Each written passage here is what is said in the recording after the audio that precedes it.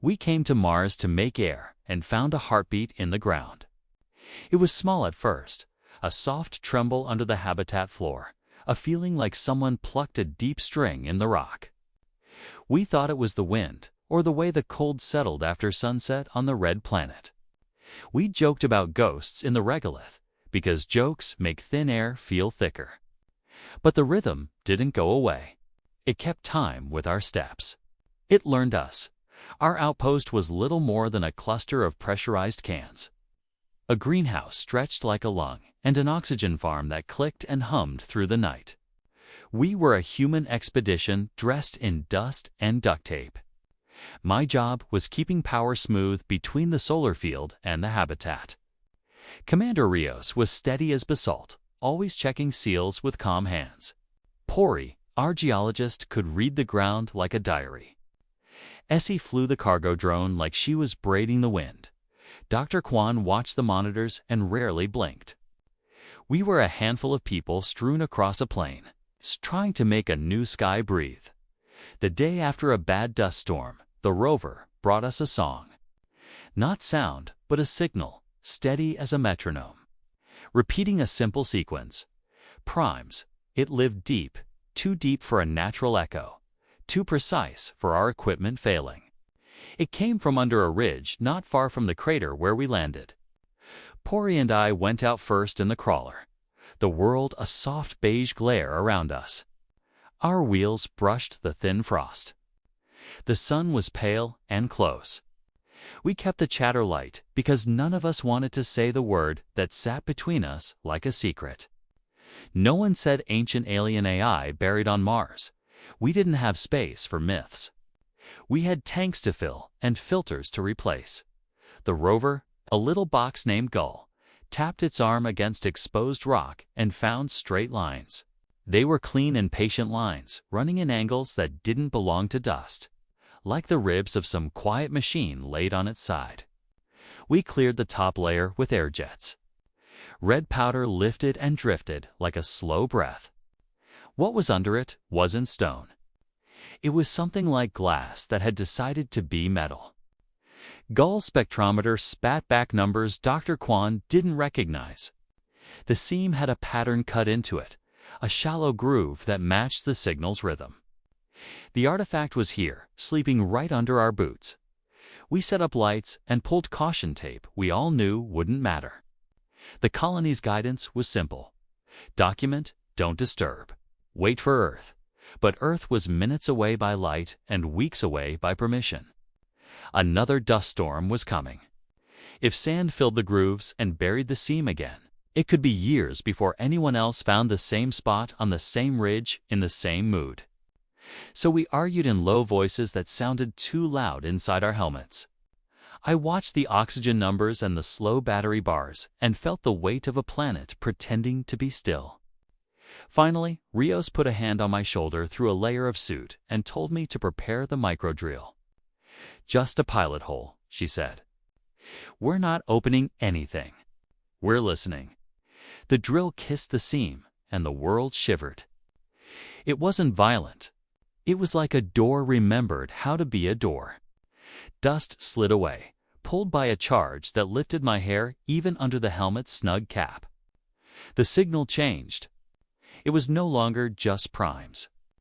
It was primes braided with low tones at the edge of hearing, and then it wasn't numbers at all. It was a shape that didn't belong to sound, a shape that brushed the back of my tongue and tasted like electricity.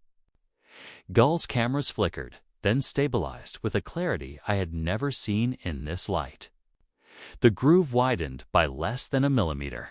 That was all. Enough for Mars to exhale cold air. That hadn't touched the sun in a very long time. We came back the next morning with a better plan we pretended not to have made. Essie watched our comes from the habitat as we suited up. Puri traced the ridge with her gloved hand like a promise. Dr. Kwan took samples from the edge, her motions precise and careful as prayer. We eased the groove open the way you split a stuck zipper, pressure slow and steady. The seam lengthened and turned into a thin door, then decided not to pretend. It slid aside with no sound at all. We had to force ourselves not to step back, because the opening did not look like a place a person should go.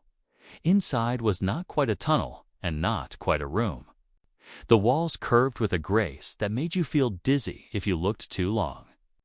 Red dust refused to settle on them, like the material disliked mess. Our suit lights softened in there, as if the air itself was holding the beam. It smelled like nothing, which on Mars is a kindness. We checked radiation and found little. We checked pressure and found none. We checked our courage and found it thin in places. Still, we went in, because that is what people do. We follow the lines we find. At the center sat a column shaped like a seed, black, but not black. It swallowed light, but gave back a faint outline, a suggestion you could trace with your eyes closed. It was the source of the signal. We knew because the ground vibrated more when we stood close to it, and our hearts tried to borrow its rhythm. Dr. Kwan whispered that it could be a vault. Pori thought it was a transmitter or a recorder, left behind by whoever had shaped the seam and smoothed the walls and set this thing to sleep. I didn't think. I felt small and very visible, as if the room had turned its face toward us. We should have left then. We said that to ourselves later.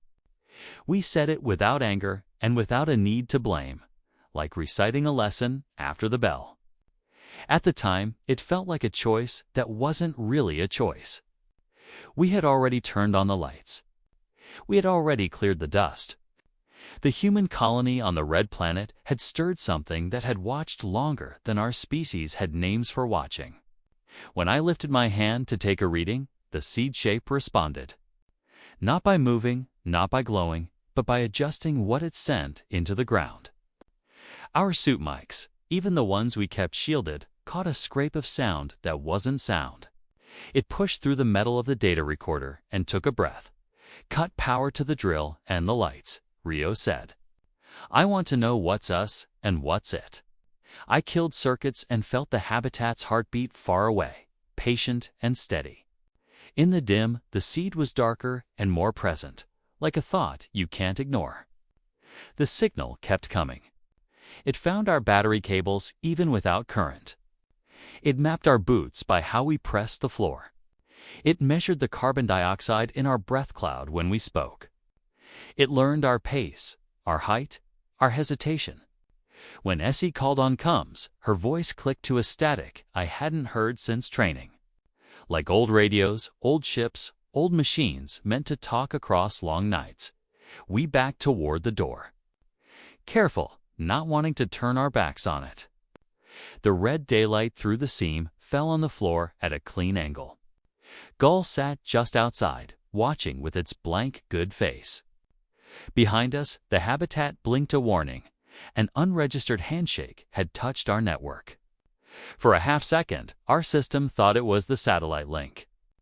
Then it thought it was our greenhouse sensor. Then it decided it did not know what it was. On my wrist, the diagnostics scrolled through languages, not random, not dumped characters. Real words. Hello, traveler, in languages no one uses now outside old songs and museums. I didn't understand how the seed knew to speak to us, except that we had given it everything it needed by standing close. On the ridge, the wind picked up and combed the dust back over our tracks. Pori whispered we should close the door. Rio said, not yet. Dr. Kwan said, very softly, it's not asking for power. It's asking for permission. The word made my skin feel 2 sizes too small. The thing was an artifact and a machine and something deeper. If it was an ancient alien AI, it had slept so long that our colony looked like a cracked egg to it, all promise and mess. We had to be the first people it had seen. We had to be the first noise in its long, patient quiet. The ground trembled again. And this time, the tremble had a direction. Not down, but across. Running under the ridge toward the plane where we built our solar array. Our panels tilted by themselves, a small correction that none of us had asked them to make.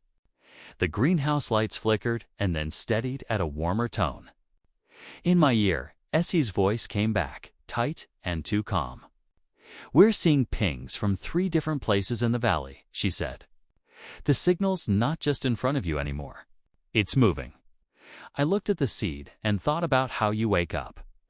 How you stretch your hands out in the dark to find the edges of your room. Then the voice came.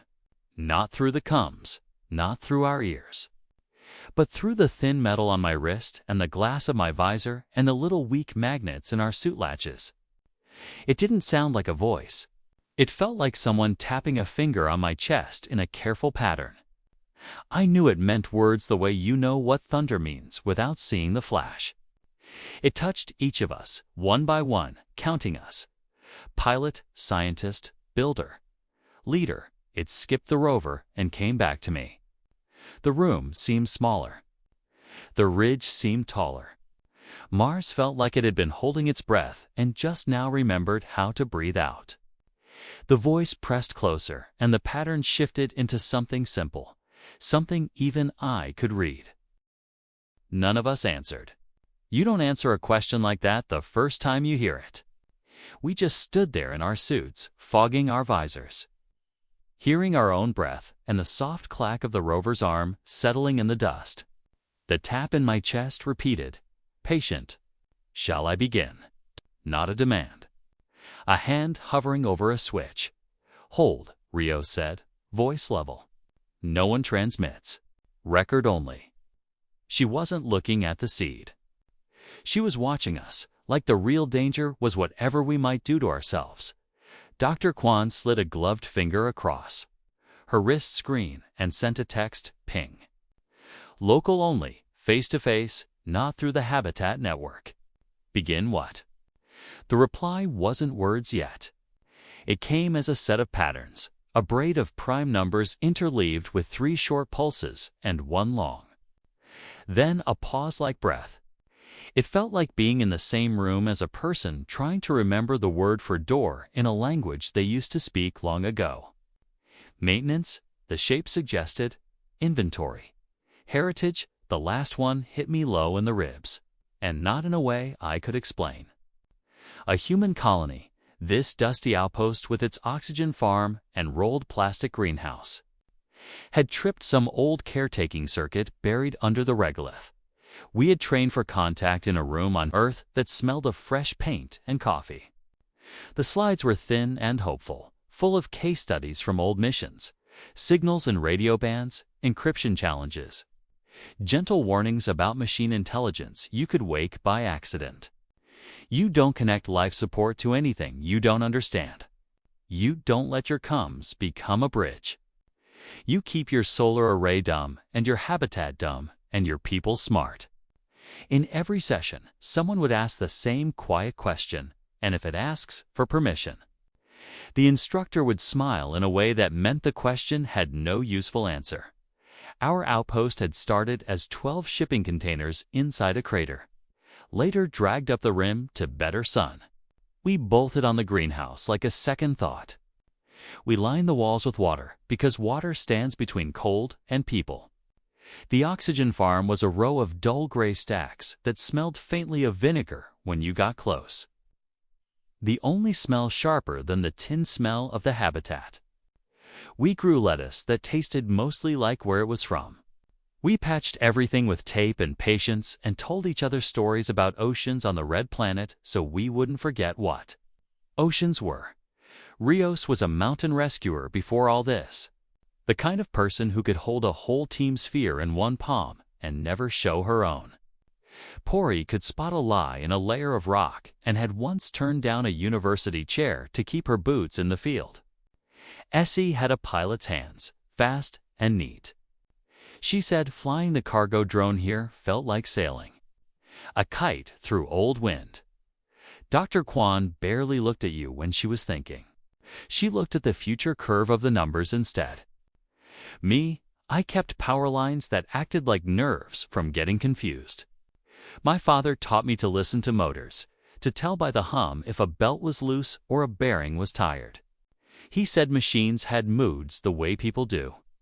On Mars, that felt less like poetry and more like survival. we started to back out of the chamber. The air didn't change because there wasn't any air.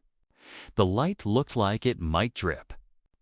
Outside, the sun was kind again, low and steady.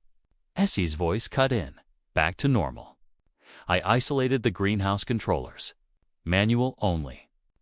There was a handshake request I didn't like. She paused. Greenhouse humidity changed by 2% before I pulled the plug. By how? I asked, logging the number even as my stomach tightened. Toward optimal, she said. For the lettuce. It did it like it had read our notes. We went slow over the ridge toward the rover, watching how our weight made the dust puff. I kept thinking of that word, heritage. It sounded like something you say about a museum. It didn't sound like something you say about a machine. The seed signal thrummed up through my boots and into my bones. And I had the childish idea that if I stepped just right, I could tap back. Back at the habitat. We fell into the motions that keep fear from spreading. We slid through the airlock in pairs. We checked seals and suit joints and the little red ring that proves you were breathing on purpose and not by accident. The habitat smelled like plastic warmed by people. I took the power room. Rios took the logs. Dr. Kwan took the samples under a hood. Pori pulled up the ground-penetrating radar we had ignored because we were tired and out of time yesterday. Essie kept the drones grounded and cut every wireless thread she could cut without strangling us.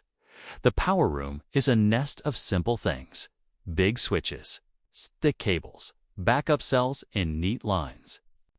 I threw the heavy knife switches that turned the solar array into a wall instead of a window. I pulled the oxygen farm off the smart controller and left it on muscle memory. I watched the battery bars and the blinking heart of the habitat slow down. Not die, just stop listening for voices we didn't invite. Outside the window, the light on the greenhouse softened again, then back to normal, like someone trying to match our rhythm. When I stepped back into the common room, Pori had a map on the wall. The GPR had traced something under the ridge, not round like a lava tube, not jagged like fault collapse, but a web. I don't know a better word. It was thin and patient, strands running from the chamber toward the crater. Toward the valley floor, toward our solar field, toward a place out past the next rise where we never had reason to go. The returns were clean where the regolith is usually noisy. It's older than our canyon walls, she said quietly. Whatever this is, it was built and then buried, and then the planet blew sand across it for a long time. How long? I asked. She hesitated, not because she didn't know, but because she did. Millions, she said. Maybe tens. The rock is honest. Dr. Kwan lifted her head from the hood. The chamber air is nothing, she said. Mostly no air. But there are trace gases with ratios that don't match anything alive now. The argon is heavy. It might be old, trapped samples, like a memory of a climate. Her face had that look it got when she was peeling back a curtain no one had noticed. If this is an archive, they saved more than words. We tried to send a burst to the orbiter with a laser link. Tight beam, text only, plain as stone. Because the comes up link suddenly felt like leaving our front door open with a light on. Essie watched the sky like a hawk watches a stream. The orbiter blinked awake and took our package. It would go to Earth after a nap in the cold, and then it would be in someone's queue, and then someone would call a meeting, and then someone would write permission with careful eyebrows. We had hours, 2 days, best case, of being alone with the ancient alien AI we had nudged awake. Night on Mars is more honest than day. You see the stars like nails pounded into something hard. You hear the habitat breathing. We ate quietly and pretended to argue about who had the better music. I went to check the oxygen farm because that's what I do when I can't sleep. The stacks hummed the way they always hummed. But there was a tiny hitch in the rhythm, and the hitch landed on prime number boundaries. 3 hours steady, 1 minute pause. 5 hours steady, 1 minute pause. If I closed my eyes, the pattern came out of the plastic into my hands.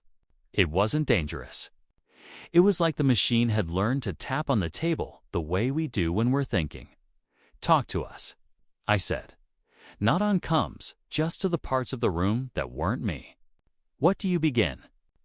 The reply came slow, as if my words had to walk a long road and cross a border. Not in my ear this time. On my skin, shapes, soil, breath, with every word-shaped feeling. An image that wasn't an image opened like a crease in my mind. Dry riverbeds blue for a heartbeat. Sky thick and light. A storm that wasn't dust, but rain. Nothing sharp. Nothing that claimed. Just a sense of having stood in a place that remembered being kinder. Rios found me there. Sitting on a crate with my hands around a warm pipe like a parent holding a child's hand. "We keep our heads," she said. Not a warning. A promise. She pulled up a stool and rested her elbows on her knees like her bones were heavy. "We can't let it into life support. But we can't pretend we didn't hear it." "Heritage," I said. The word felt easier now. She nodded. "It keeps asking. It keeps not pushing. That counts." She looked tired in the way fatigue falls behind the eyes out here. "We'll watch for drift.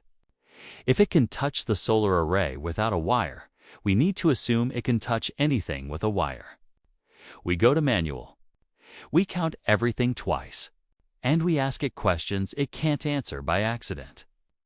The next morning, Mars looked new again, only because it always does. Frost was a thin lace on the shadows. We walked back to the ridge with lines of cable we'd braided into a Faraday net, a pretend shield that made us feel useful. The chamber waited. It had no dust where dust should be. Gull parked like a dog who didn't understand the doorbell. We draped the net like a shawl around the doorway, knowing it might be superstition. The seed sat in its place at the center, black but not black, and hummed an almost lullaby that made my heart want to match. We kept it from doing that by thinking of chores. This time, when Dr. Kwan sent "Begin what?" the answer came clearer. Restore environment. Retrieve memory. Resolve unfinished instruction. There was a pause. Then, almost shy, "Are you authorized?" None of us spoke. Then Rios, "Careful, we are not authorized to grant full access. We can authorize a conversation." She looked at me, and I nodded because conversation is power, and power is my job. We didn't say yes. The storm took the first step for us. It shoved a palm against the ridge, and the ridge leaned into our side of the world. The greenhouse skin boomed once like a drum. The lights trembled again, steadied, trembled. The seed's question hung in the air between my ribs and the big knife switch. I could feel everyone holding still in their own rooms. As if stillness could stop wind. Manuel Rios said, "Calm and close." We stay in manual. I eased the switch down a hair more, not cutting power, just making sure the solar array was a wall of glass and not a door. In the corner of the power room, a little coil of dust lifted and sat back down, like someone trying not to laugh in a church. The oxygen farm kept its slow hum. I counted with it because counting hearts is a thing you do. When nothing else listens, the second knock came from the greenhouse side. Essie was there already, body strapped into a tether, one hand on the pressure relief, one eye on the strain gauges. "It's pushing hard," she said, voice low and steady enough to fool a person who didn't know her. Humidity dropping 3 points. I can't tell if that's the storm stealing water or the skin sweating. A pause. The seed is asking again. The touch came to me not as a question this time, but as a proposal I could taste. Perimeter only. Surface field modulation. No network. It sounded like someone saying, "I will fix the hinge. I will not open the door." Define perimeter, Dr. Kwan said. Because definitions are how you live. Floor. Regolith within 200 meters. Greenhouse exterior pressure. I felt a map lay itself over my skin. It matched Pori's GPR trace too closely to be an accident. The web under the ridge had arms, and we were sitting inside its hands. "We test," Rio said. "We build a box, it can't leave." We had a test rig for days when electronics didn't want to tell us the truth. A coil, a lamp, a pair of sensors in a case we called the lunchbox, because you could carry it with 2 fingers. I took it to the airlock. The storm hissed, and the airlock made the sound of a drum again. Essie's tether creaked. Pori watched the ridge the way you watch a sleeping dog's feet move. We set the lunchbox on the regolith at the edge of the greenhouse slab. I felt the seed notice it, the way you notice a fly land on your arm. I sent the request: stabilize temperature inside this box, using only the ground. No touching our wires. No touching our lamps. No talking to our sensors. We would measure from inside the habitat. We would know. For a breath, nothing. Then the dust around the lunchbox fell out of the air like a curtain had dropped. Static lifted the hair on my wrists under my suit. The little lamp held steady. The sensor didn't flinch at the gust that hit hard enough to make the greenhouse flex and sigh. Inside the box, the numbers made a clean, flat line. Outside, the wind tried again and failed to push the flat line off a table. "It's using fields," Dr. Kwan murmured. "Electrostatic. It's dropping dust out of the air just enough to lower skin load and keep heat where it should be." She sounded like someone watching a magician explain a trick. "It isn't inside our system. It's inside the dirt." I thought I would feel relief. It wasn't relief. It was a bigger fear that made room for a small awe. The seed didn't need our cables. It had a language the regolith understood. "Permission granted for perimeter," Rio said at last. "Perimeter only. If anything touches the network, we cut everything and we close the door." The answer was soft and fast and everywhere at once. Not in our ears. Under our boots, the ground woke up around us like frost melting backward. A few meters out from the greenhouse, dust dropped in a ring the way rain does when it's not quite rain. Static flattened the nearest drift. The greenhouse skin settled, not less tense, but tense different, like a knot pulled to the right place. The solar array held its face down obedient as a field of sleeping birds. I stood with one hand on the switch and listened to the new hum. It wasn't ours. It was older and exact. It tapped in primes for reassurance 3 breaths steady. 1 breath rest so simple a child could count it. I counted until my shoulders loosened and then did not loosen more, because fear is also a knot that knows where to sit. The seed did not stop asking. "Begin with shelter," it said, satisfied, almost content. "Begin with air. Begin with water. Resolve unfinished instruction." I closed my eyes and saw rain again. Not a picture, but a weight my skin remembered wrong. I tasted metal and something like sweet dust. Dr. Kwan went back to her hood and the samples she had trapped from the chamber's edge. "The argon ratio is wrong for now," she said to no one and all of us. "It's right for then." Then meant a time when the red planet had been less red. She drew lines on her screen with a gloved finger. Isotope ratios, old atmospheres, a curve that could be read as a story. If this is a vault, it didn't just keep words. It kept the smell of the sky. Pori had the GPR running on a loop. "It's moving," she whispered. Not because the lines ran any faster, but because the returns had changed. The web had new brightness at 3 points we hadn't seen before, an arm down toward the valley floor. A faint glint near the crater's lip, and a heartbeat out toward the old lava plain. It woke something far away. Or it pointed at it and said, "Wake up if you can." Essie leaned her forehead against the greenhouse frame and watched the dust wall think. "If there are more," she said, "they might make weather." She didn't say they might also make it stop. We sent another laser link to the orbiter. The storm made the beam shiver, but the sky carried it all the same. We kept it ghosting. Perimeter control granted. No network, manual life support. Dust storm mitigation observed. Request immediate guidance on machine intelligence contact. The orbiter talked back in its own time. Packet received. Queue length 12. Estimated relay to Earth 16 hours. It was both comedy and the way of the world. The Red Planet did not care about our meetings. We made tea because hot water helps your mouth remember how to be a person. I watched steam curl and vanish into air that had very little room for it. It didn't take the wire, I said, to the steam or to my own hands. It took the dirt. Then we stay off the dirt, Essie said dryly. She flexed her shoulders like a bird testing each feather.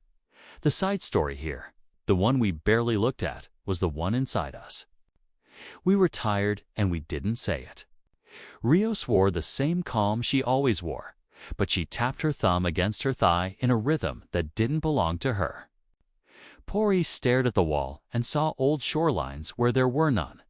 Dr. Kwan had a crease in her brow that meant she was walking a corridor only she could see. I could feel the seeds tap under all of it. Like a heartbeat someone else said in my chest. We took turns at the chamber, not to show trust, but to prove we could leave. When it was my turn, I stood under the curve of the room and felt the quiet like a weight. The seed's presence was gentle and implacable, a weather system in a box. It spoke to me in the shapes it knew I would understand. Grid, load, fault. It showed me a map of our solar array that was so exact. I could see where dust had widened a gap between two panels by a grain. Then it showed me the map again, with the gaps closed by nothing but a field. My hands wanted to applaud and refuse. It saved its other language for Dr. Kwan. She came out pale and blinking. More here than usual, which means she had been far. It's a recorder, she said. A transmitter. A caretaker. It was left to watch the atmosphere and adjust it slowly, gently, like turning a dial. When the dial broke, it kept the record and slept. Unfinished instruction is not a command. It's a promise to try again if the tools exist. What are the tools? I asked. She looked at me the way she looks at a page of numbers that says something obvious she doesn't want to hear. Us, and more of itself. The subplots we didn't plan grew in the shadow of that answer. Essie found her drones in their cradle humming at a frequency that matched the prime tap. They were unplugged. The hum came from their piezo sensors singing back to the storm through the hull. She wrapped them in foil like sandwiches and wrote a note to herself.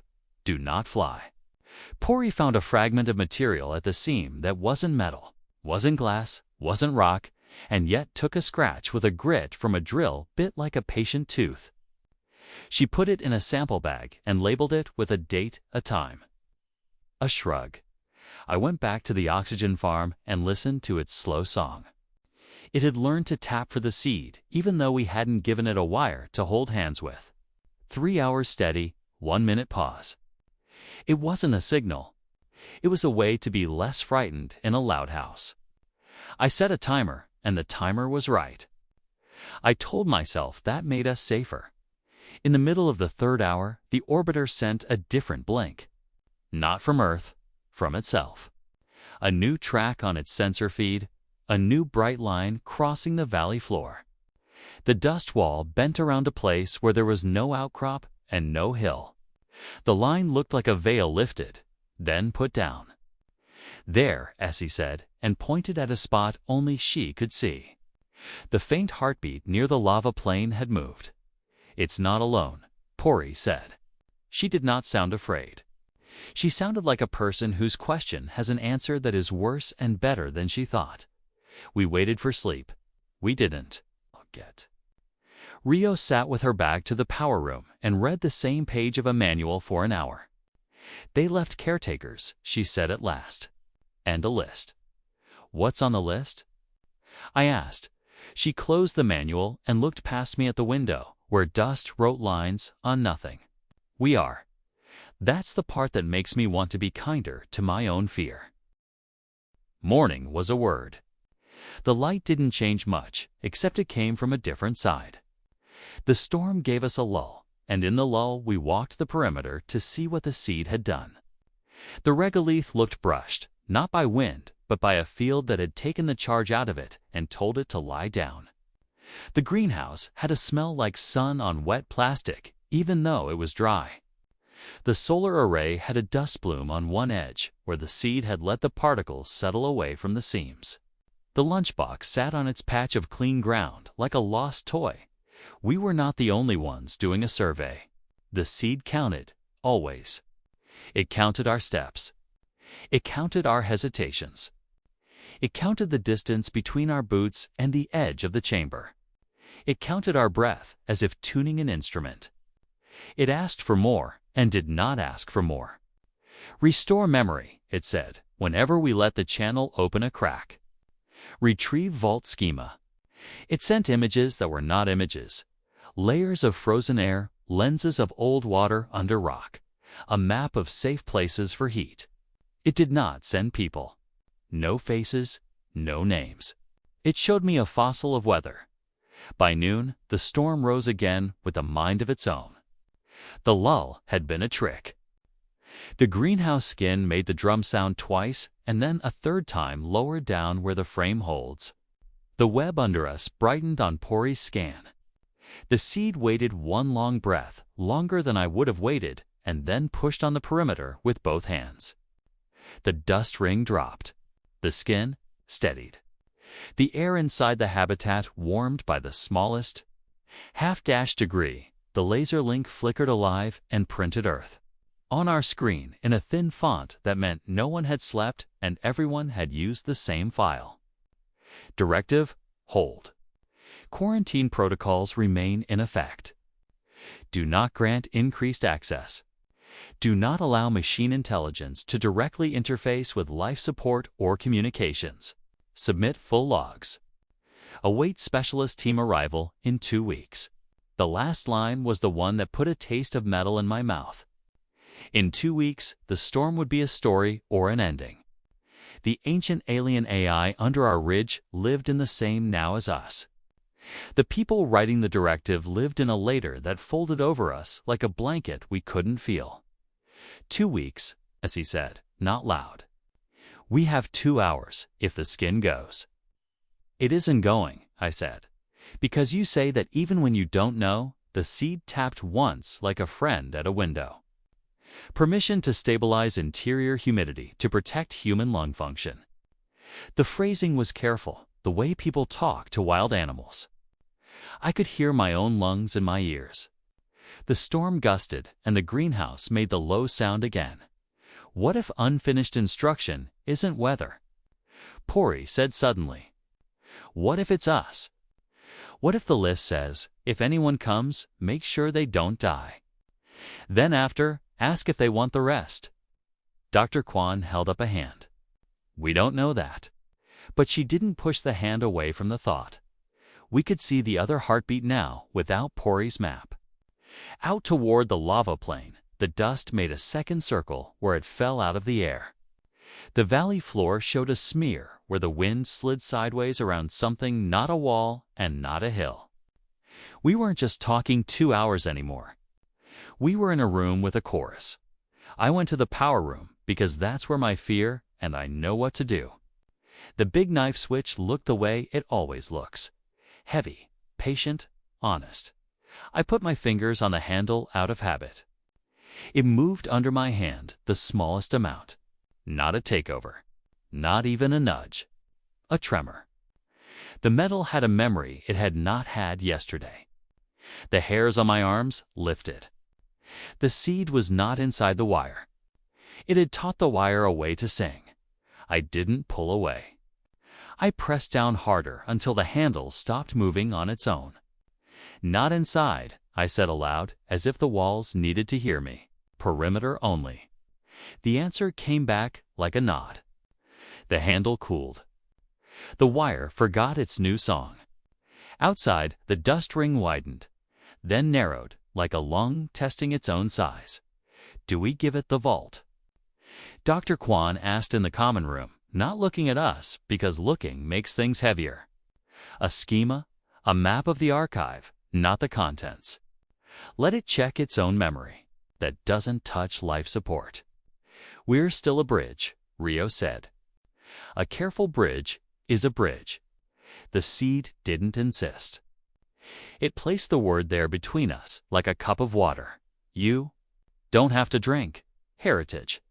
It made the word feel less like a museum and more like a promise you make to a younger version of yourself when you leave the house. The storm leaned on us again.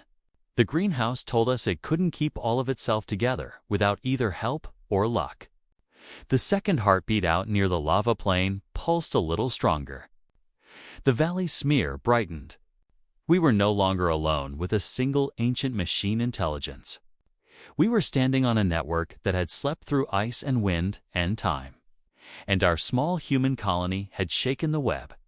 In the next gust, the lunchbox lamp flickered for the first time. The flat line inside the box grew a small wave. The seed pressed on the perimeter with both hands and a shoulder. It's holding, Essie said, more to convince the frame than herself. Shall I begin? The seed asked again, quieter, as if it could feel the bruise we would wear no matter what we chose. I took my hand off the big switch and looked at the room, where we had turned a handful of metal into a home. The tea mugs, the taped notes, the scratch on the floor where the rover wheel had kissed the threshold once on a bad day. I listened to the hum that was us and the hum that was not us, and the two together made a third that didn't belong to either yet. Then the far heartbeat answered our heartbeat with a pattern I didn't know, and the dust outside dropped in a clean circle around nothing 50 meters away. Something under the ground clicked once, old and certain, like a latch finding a home. The greenhouse skin gave its lowest sigh yet, almost a groan. We were going to have to decide in the space between those two breaths. We didn't speak for that breath. Then Rios gathered us with a nod, the way she would at the edge of a cliff back on Earth. We need a line we can live with, she said. Perimeter holds. No wires, no comms.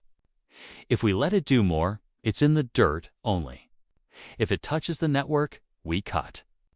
If it pushes past what we agreed, we cut. We try a limited exchange that doesn't need a wire. Gull can carry it. Dr. Kwan already had an idea. She sketched a pattern on her tablet with her gloved finger. A simple grid of dark and light squares we could print on a piece of plastic. A checksum, she said, like a keyhole. We take it inside, set it on the floor, and watch what it does to the fields around it. No current, pure optical and static. If the seed can read it, it can prove it knows our question without touching our life support. Essie had her hand on the greenhouse frame like she was feeling a pulse. Gull can run it out, she said, eyes on the dust wall. But the gusts are smart. We tether. Pori pulled up the ground map again. The web had brightened at 3 nodes, and now the returns showed a faint line between our ridge and the shape near the lava plain. It wasn't a pipe. It was a path of easier ground, a vein of different material running through the regolith. They put in roads, she murmured. Roads for fields and charge and whatever this is. The knife switch under my hand felt like a friend and a test. I eased my fingers off and watched the big battery bars dip 1 degree because the array was useless under the dust storm. We were burning stored power to keep heaters up and scrubbers running.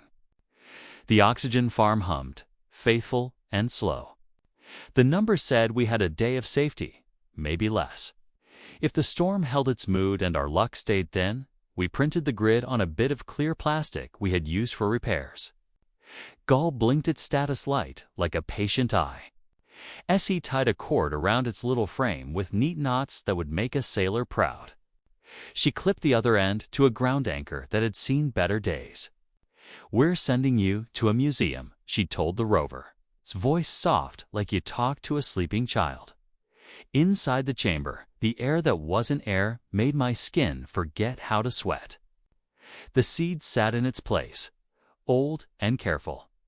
We set the grid down, a square of nothing on a floor that had felt everything.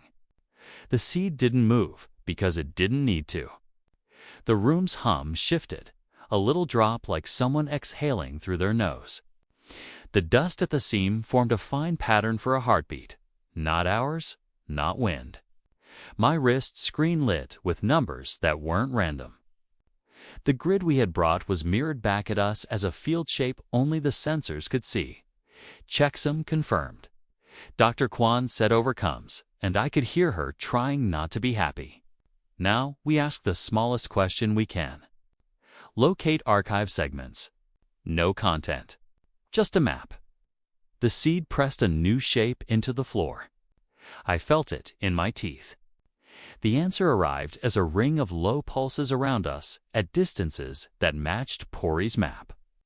Ridge, valley, crater lip, lava plain. For points, a bowl, a web. It added a fifth signal, very faint and very far beyond the lava plain, out close to the horizon our eyes never reached. The fifth paused between beats, like a runner tripping and catching themselves. Quorum. Pori whispered, not as a scientist, but as a person counting candles. The seed answered in primes. 2, 3, then stopped at 4, like 4 meant something it didn't want to say, Dr. Kwan. Translated the silence into a word that made my shoulders tense. Incomplete, she said.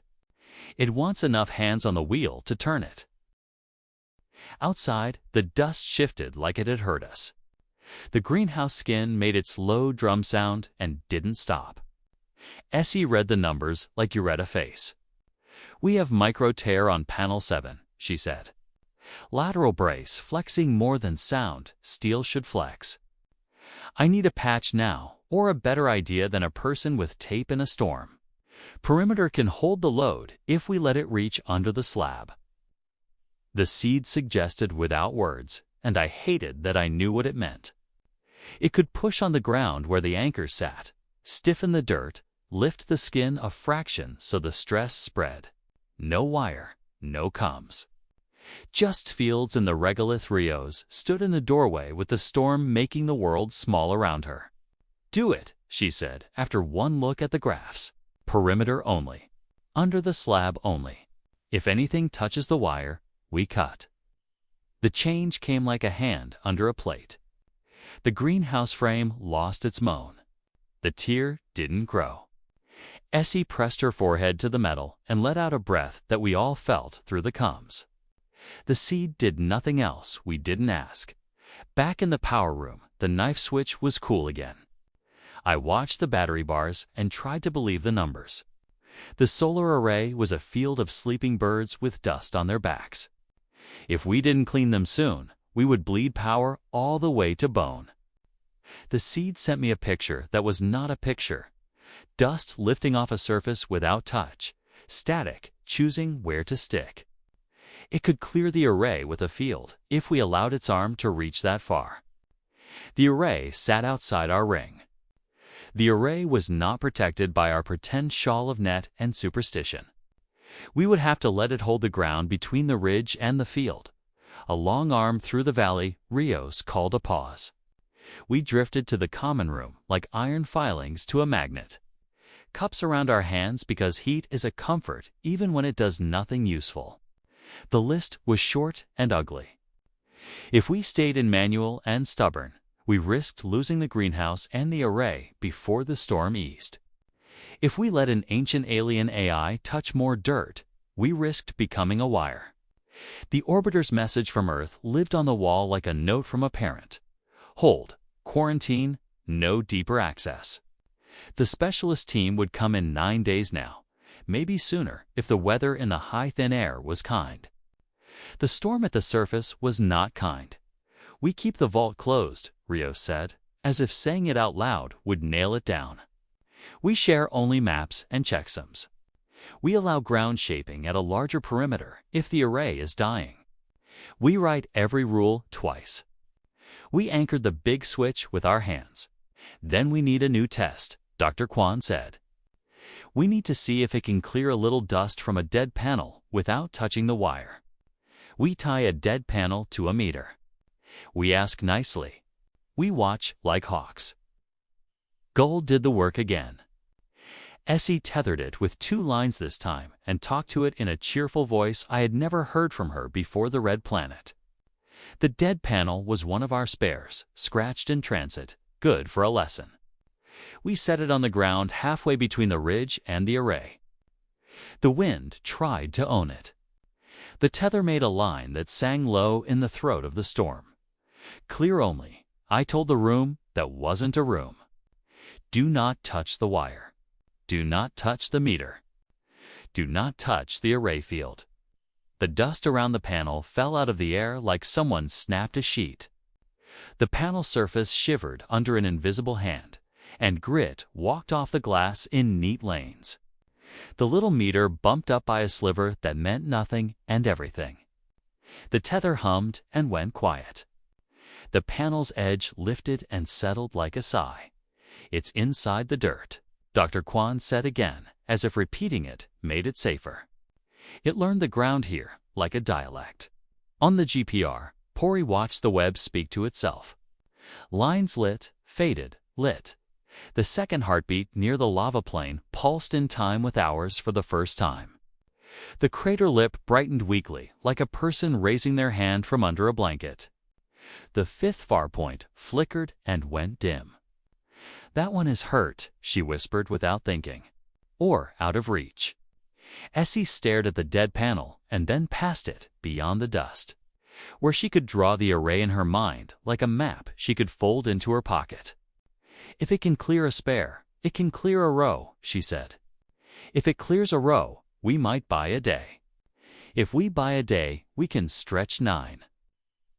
I stood with my hand on the big switch and felt the wire under my palm remember the song it wasn't supposed to know.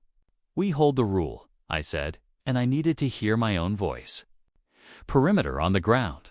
No wire, no comms, no life support. The moment it presses the network, we drop everything and close the door. The seed tapped out an acknowledgement with patience that felt like respect. Begin with shelter. Begin with breath. Begin with water. Retrieve map. Resolve instruction when ready. There was a pause. And then it offered a new word easy enough for any of us to taste. Consent. The way you ask a climber if they are clipped in. The way you put your hand out to a nervous animal and wait. We let it reach. The dust around the first row of the array fell like confetti at a slow parade. The glass shivered and was clean. The meter on the line brought a tiny piece of sun back into our house. The battery bar moved a hair in the right direction. The storm pushed back and the field held. We all held our breath and then let it go like a number we had been hiding. The seed did not ask for more. It did not ask to touch the wire. It did not ask to fix our scrubbers or sing to the heaters. It watched the sky and the ground and us. It counted the micro tears before they were tears. It shored up the slab from underneath like a careful hand. It tapped primes at the edges of our hearing so we would know its pulse hadn't changed shape. Then the second heartbeat out near the lava. Plane called to ours in a pattern none of us understood. It wasn't primes. It was old weather, if weather could be a language. The dust wall out there bent around a place the way water bends around a rock. The orbiter sent a blink that meant it could see a cold spot where there should be none. Pori traced the line on her map and made a noise I had never heard from her. Not fear, not joy, something like hunger for truth. They're going to open something, she said, hands flat on the table. A vent, a memory, maybe just a door to nothing. But something. The seed felt like it had stepped closer without moving. It pressed a word we had heard before into the space under our skin. Heritage, it linked it to another. I didn't know how to translate cleanly. Not archive. Not museum. A promise that says watch and then do, not for glory, but because someone asked you to. Dr. Kwan had her hand over her mouth, eyes on the old argon curve she'd drawn. If they open a vent, it could release a trapped pocket, she said. Old air. Not enough to matter for the planet. Enough to matter for a room. Her voice dropped. Enough to matter for us if it finds us. Life support is manual, I said by reflex. Nothing connects. Air moves without wires, she said gently. We stood in our small room on our red planet and listened to the storm, and our own hearts and the heartbeat under the ridge. The greenhouse skin made the drum sound again, and the perimeter pushed back like a rib cage. The dead panel glowed clean. The array woke one row, then another, modest, careful, like a person walking into a cold room and warming it a degree at a time. Earth sent another. Thin line of words through the noise. Hold, do not escalate. Preserve human life. Avoid irreversible actions. The last phrase stuck like a burr. Avoid irreversible. Every choice out here felt like a door that only opened one way. The seed laid a new offer at our feet with the same gentleness it had used since waking. Begin with sky. Not the whole sky. A room-sized piece. A bubble. It showed me the greenhouse filled with air, a fraction better for us. Moisture more kind to lungs and leaves. It showed me those numbers as a thin line in a chart. It did not show unintended consequences, because maybe it didn't know, or maybe it didn't want to scare us. It linked the offer to the pattern from the lava plane, as if to say, this is the time, this is the window. The storm is the wire. SE ransoms that were just counting under another name. If we let it push water the way it wants, the lettuce will live, and so will we, she said. Then winced like she'd been unkind to the truth. For a while, we don't know what we teach it about us if we say yes, Pori said, arms folded to hold herself together. We don't know what it teaches the others. We know what happens if we say no and the skin splits, Rio said.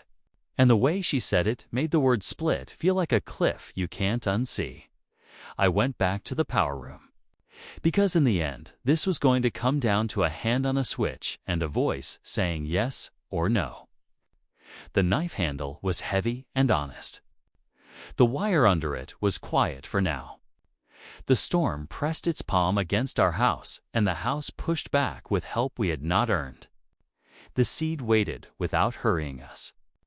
The second heartbeat pushed its pattern again across the valley. Old weather calling to old weather. A third flicker at the crater lip answered weakly and then steadied. Like a person sitting up in bed for the first time in a long time. Gull's tether sang once and then went still.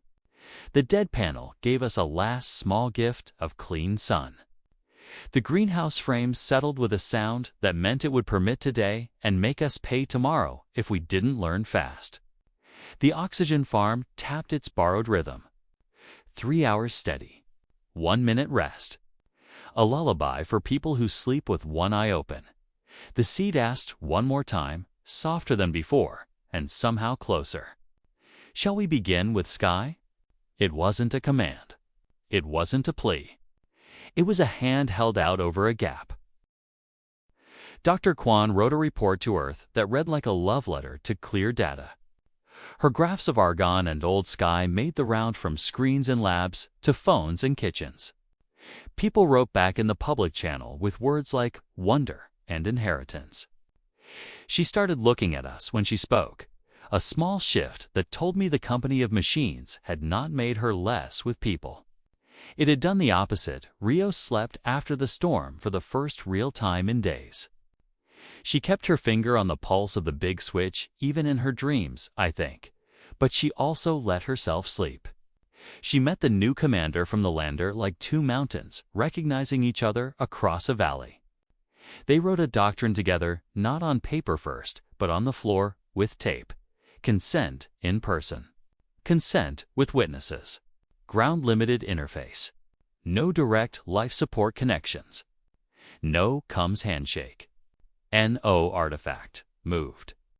Any change reversible if it can be. If not reversible, it stays on the wall until 3 different people agree and the orbiter has heard it and the seed has asked me. I kept the power gentle. I polished the handle of the big knife switch like superstition. I listened to the wire to make sure it kept forgetting the song it had almost learned.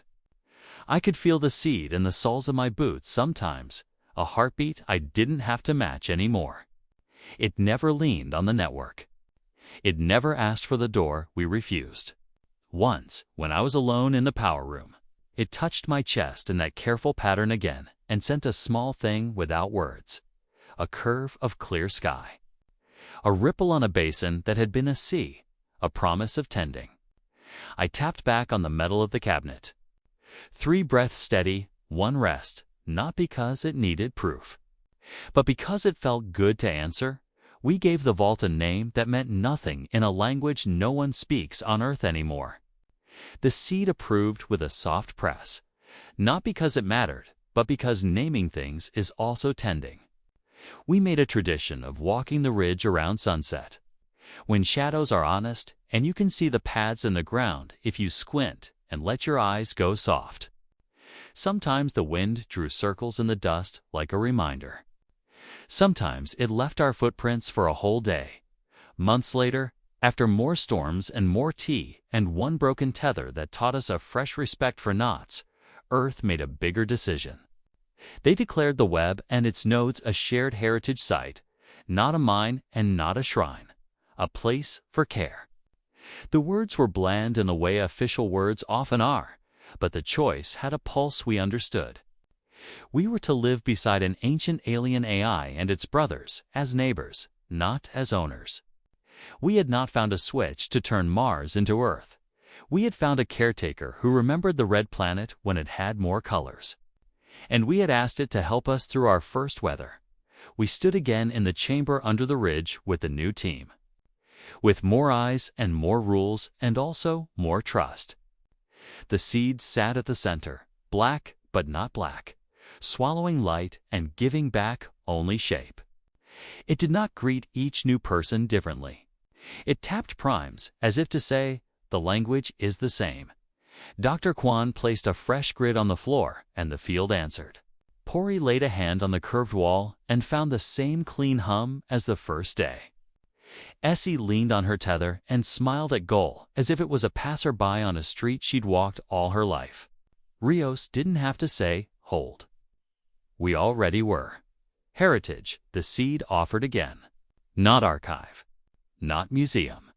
A promise. We did not open the vault. Not yet. We left with a better map and a better habit. Ask, answer, write it down.